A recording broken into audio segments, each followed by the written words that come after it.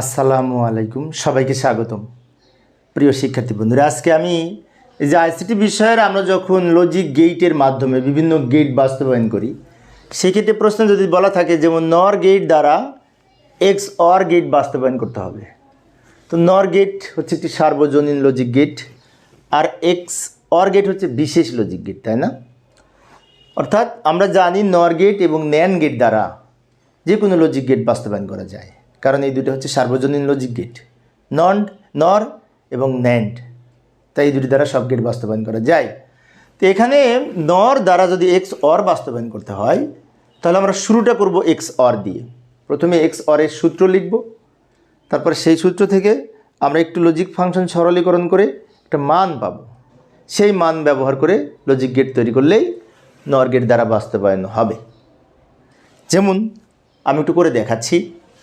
প্রথমে x or গেটের সমীকরণ হচ্ছে এইটা। আমরা তো জানি যে এক্স অর গেটের সমীকরণ হচ্ছে, মনে করি ওয়াই সমান এ এক্স অর বি, এই প্রতীকটার নাম এক্স অর। তাহলে আমরা পড়ব ওয়াই সমান এ এক্স অর বি। এখন এইটার না একটা মৌলিক উপস্থাপনা আছে, বিভাজন উপপাদ্য অনুযায়ী ওটার একটা মৌলিক উপস্থাপনা আছে। তো মৌলিক উপস্থাপনটা হচ্ছে এরকম: A not B plus A B not, A not B plus A B not. এটার সমান এইটা কিন্তু লেখা যায়, মৌলিক উপস্থাপন। এবার এটা লিখলাম, ভালো কথা, কিন্তু নর গেট দ্বারা যদি বাস্তবায়ন করতে হয়, নর মানে কি? অরের উপরে নট, যোগের উপরে নট। তাহলে এখানে এ নট আর বি গুণ হচ্ছে, গুণের উপরে নট নাই।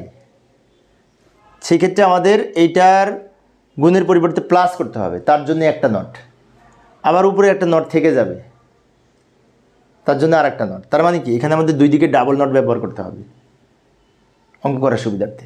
ডাবল নট যে কোনো জায়গায় ব্যবহার করা যায়, কিন্তু এক সিঙ্গেল নট নেওয়া যাবে না কখনো। ভালো করে লক্ষ্য করি, অঙ্ক করার সুবিধার্থে এটা আমি এখানে লিখে নিলাম, দুই দিকে ডাবল নট দিলাম।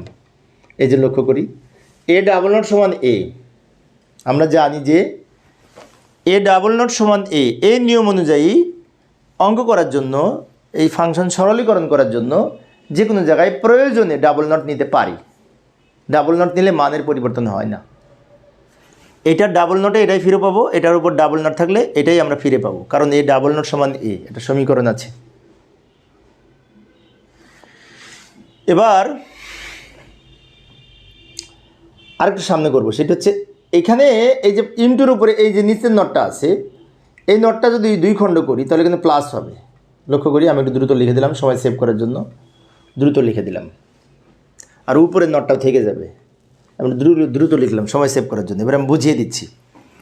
এ নট রেখে দিলাম নিচে, ইনটুর পরিবর্তে প্লাস হওয়ার কারণে এই যে নিচে যে নটটা ছিল এটা ভেঙে দুই খণ্ড হয়েছে, আর উপরের নটটা রেখে দিলাম। ইনটু ছিল, ইনটুর পরিবর্তে প্লাস হওয়ার কারণে এই নিচের নটটা ভেঙে দুই খণ্ড হয়েছে, আর উপরেরটা রেখে দিলাম। এখন অনেক শিক্ষার্থীর মনে হতে পারে ইনটুর পরিবর্তে কি প্লাস করা যায়? হ্যাঁ, যায়। ডি মর্গানের দ্বিতীয় উপপাদ্যে বলা আছে গুণের পূরক সমান পূরকের যোগফল। অর্থাৎ গুণের উপরে যদি নট থাকে বা পূরক থাকে, ওই নটটা ভেঙে দুই খণ্ড করা যায়। সেক্ষেত্রে ইনটু থাকলে প্লাস হবে, এটা হচ্ছে দ্বিতীয় উপপাদ্য। আবার প্লাসের উপরে নট থাকলে সেটা ভেঙে দুই খণ্ড করা যায়, প্লাস থাকলে ইনটু হবে, সেটা প্রথম উপপাদ্য, তাই না? ডি মর্গানের উপপাদ্য অনুযায়ী আমরা এখানে ভেঙে নিলাম। এখন ভেঙে নেওয়ার পরে এর উপরে ডাবল নট হয়েছে। কেন ডাবল হয়েছে? আগে একটা নট ছিল আর এই নিচের নটের ভাঙ্গা অংশ, ফলে ডাবল নট হয়েছে। এখানে বি ডাবল নট হয়েছে। তাহলে আমরা পরের লাইনে এ ডাবল নট এর পরিবর্তে এ লিখতে পারি, বি ডাবল নটের পরিবর্তে বি লিখতে পারি। এই যে লক্ষ্য করি, আমাকে দ্রুত লিখে দিলাম সময় সেভ করার জন্য, এ ডাবল নটের পরিবর্তে এ, আর বি নট থেকে গেল, এ নট থেকে গেল, বি ডাবল নটের পরিবর্তে বি, আর উপরের নটটা তো আছেই। এই পর্যায়ে আমরা পেলাম। এখন এটা দিয়ে যদি আমরা লজিক সার্কিট অঙ্কন করি, তাহলে এখানে প্লাসের উপরে নট আছে, মানে নর গেট হবে, প্লাসের উপরে নট থাকতে হবে। নর অঙ্কন করতে হলে প্লাসের উপরে নট থাকতে হবে। বাট এই যে মাঝখানে যে প্লাস আছে, এই প্লাসের উপরে কিন্তু ফাঁকা, নট নাই, কিন্তু ওই প্লাসের উপরেও নট থাকা লাগবে। তো নট যদি থাকা লাগে, নাই পাবো কোথায়? যদি দিতে হয় এই নটের উপরে নট দেওয়া যাবে, কিন্তু ডাবল দিতে হবে। ডাবল নট দিলে মানের পরিবর্তন হয় না। সেজন্য আমরা এখানে কি করব, এটাই আবার নিচে তুলে নিলাম, দ্রুত তুলে নিলাম।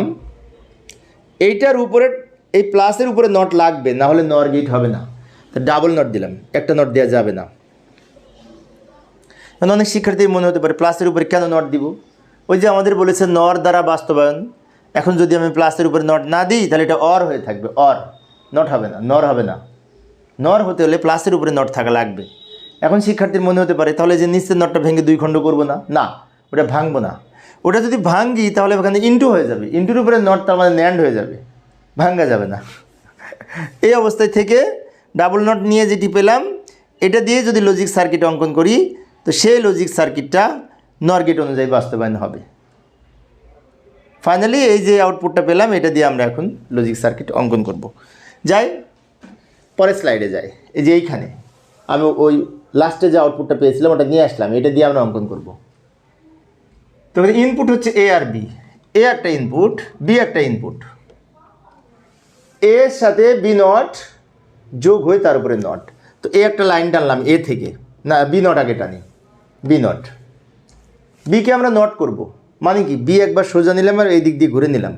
এখানে কিন্তু নট আঁকবো, কিন্তু নর গেটের মাধ্যমে নট গেট অঙ্কন করব। নর গেটের মাধ্যমে যদি নট গেট অঙ্কন করতে চাই তাহলে চিত্রটা হবে এরকম। নর আঁকলাম কিন্তু এটা এ নট, বি নট। কেন বি নট হলো? বি একবার সোজা গেছে, একবার এই দিক দিয়ে ঘুরে গেছে। তো বি আর বি যোগ করে একটা বি, আর তার উপরে এই নট, তাহলে এটা বি নট কিন্তু বলতে পারি। বি নটের সাথে যোগ হবে এ, কিন্তু এটা বামে আছে, বামে থাকলে এটা উপরে হবে। এটা তো বি নট পেলাম, বি নটের আগে কি আছে এ, তো এ এখান থেকে আমরা নিলাম, এটা এ আর এটা বি নট বলতে পারি। এর সাথে বি নট একটু ছোটো করে নিই, যোগ হবে, যোগের উপরে নট হবে, যোগের জন্য এই গেট, যোগের উপরে এই নট, এটা, এটার জন্য আমরা পেলাম এই আউটপুটটা। এবার এইটা দিয়ে অঙ্কন করব। এই প্লাসেরটা সবার শেষে, প্লাসের উপরে যে দুইটা নট ওটা সবার শেষে অঙ্কন করব। এটার পরে এইটা, এ নটের সাথে বি যোগ হবে, তার উপরে নট হবে। এ বলতে এইটা, তো আমরা বি নট যেমন নর গেটের মাধ্যমে উপস্থাপন করেছি, এ নটকেও অনুরূপভাবে নর গেটের মাধ্যমে যদি উপস্থাপন করতে চাই তো এ একবার সোজা গেছে, একবার এদিক দিয়ে ঘুরে গেছে, দিয়ে এখানে যোগ করলাম, যোগ করে এই দুটা এ যোগ করে একটা এ আর তার উপরে নট হয়েছে।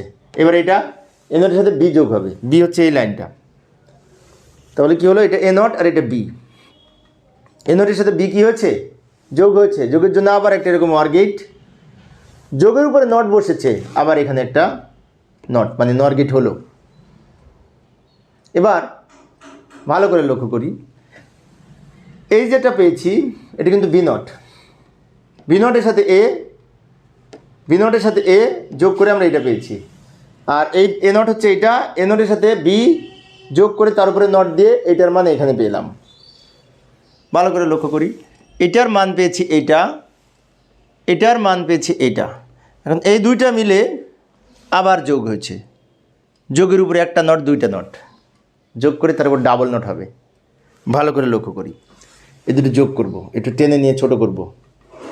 এই দুটা যোগ করার জন্য অর গেট, যোগের উপরে এ নিচের নটটা, তাহলে এই যেটা পেলাম এইটা হচ্ছে এই নিচের নট, একটা নট, ওই উপরের ওই সবার শেষের নটটা কিন্তু এখন দিতে পারি নাই। শেষের নটটা দিতে হলে এটার সাথে আরেকটা নট অঙ্কন করতে হবে। এখন অনেক শিক্ষার্থীর মনে হতে পারে এইখানে একটা, এখানে একটা, এই নট যদি আরেকটা অঙ্কন করলাম, না ওইভাবে হয় না, ওইভাবে নিয়ম নেই। এখন এই নট আউট, এখানে নট ব্যবহার করলাম নিচেরটার জন্য, তো এইটার উপরে যদি আরেকটা নট থাকে তো লাস্টে তো আমরা একটা আউটপুট পেয়েছি, তো এই আউটপুটটা ইনপুট হিসেবে ব্যবহার করে এই ধরনের আরেকটা গেট অঙ্কন করব। এখন শিক্ষার্থীর মনে হতে পারে কেন? কারণ আমাদের লাস্টে তো একটা ইনপুট আছে, তাহলে একটা ইনপুট ব্যবহার করে যদি নট রাখতে হয় তাহলে ওটাকে দুইটা লাইনে রূপান্তর করতে হবে। যেমন এই যে লক্ষ্য করি, এইটা একবার এদিক দিয়ে গেল, এদিক দিয়ে সোজা গেল, তাহলে এই দুইটা যোগ, যোগের উপরে এই নটটা, উপরের নটটা, ফাইনালি যে আউটপুটটা পেলাম এটা হচ্ছে ডাবল নট সহ টোটালের নট। এইখানে অবশ্য একটা দেওয়া হয়নি, নট দিতে হবে। তো এটা হচ্ছে আমাদের এই ফাইনালি আউটপুট, তাই না? এখানে 1 2 3 4 5 6টা লজিক গেট অঙ্কন করেছি, সবগুলি হচ্ছে এই নর গেট, তাই বলা হচ্ছে নর গেট দ্বারা এক্স অর বাস্তবায়ন। এক্স অর গেট এর মান সূত্র লিখে সেটাকে আমরা সরলীকরণ করে এই মানটা পেয়েছিলাম, এই মানটা ওইটা দিয়ে আমরা সার্কিট অঙ্কন করলাম। তো প্রিয় শিক্ষার্থী বন্ধুরা, এই ছিল আজকের আলোচনা। শিক্ষার্থীদের অনুরোধে আমি অল্প অল্প করে আলোচনা করি যাতে শিক্ষার্থীরা বোরিং ফিল না করে। পরের ক্লাসটি দেখার আমন্ত্রণ রইল। খোদা হাফেজ।